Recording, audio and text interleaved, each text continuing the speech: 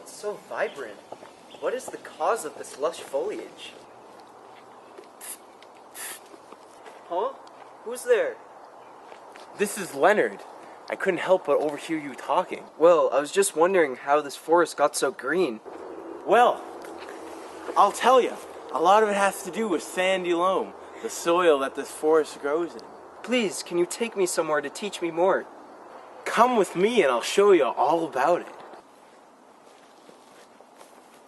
Well, you see right here, we have some quality sandy loam. To identify this as sandy loam, take 2 teaspoons of soil and wet it down. After you add the water, roll up your soil, and if it remains in a ball, then it is indeed sandy loam.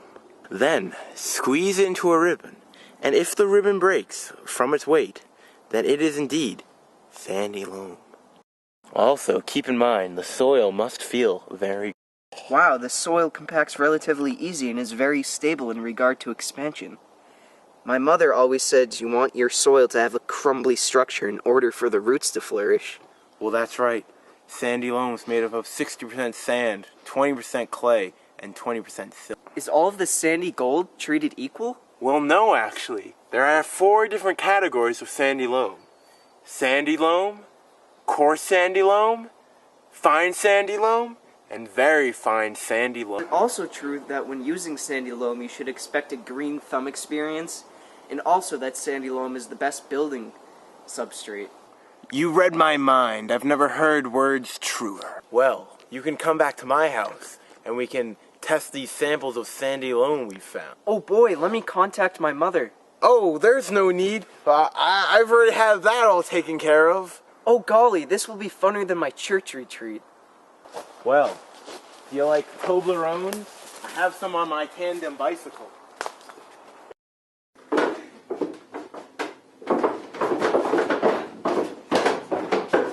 Wow, your basement's just as I dreamed.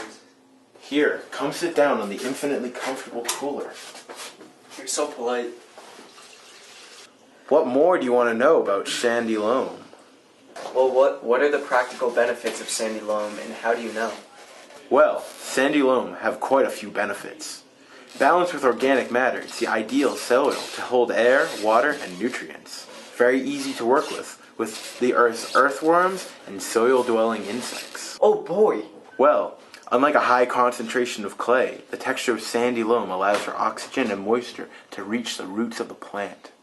The sand allows adequate drainage and access of water, and the loam retains moisture for the plants to use later. Well, do you think there'd be any way that we'd get to work with sandy loam today? Well, that's just the question I wanted to hear. Well, now that we have our sample of soil, we're ready to test the 4 categories. Nitrogen, phosphorus, pH, and potassium. This particular sample of soil had neutral pH, adequate nitrogen, adequate phosphorus, and sufficient amount of potassium. This means that sandy loam is your ideal choice for growing crops.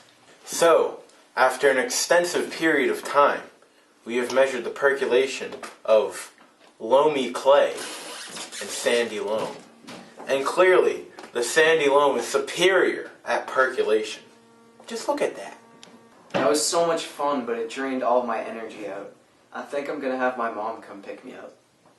Oh no, don't bother. I'll get you something to wake you up. Oh wait, would you care for some fluffernutter? Oh boy, would I ever. This one's on the house.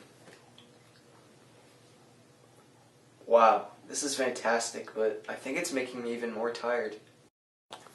Oh wow, that's strange.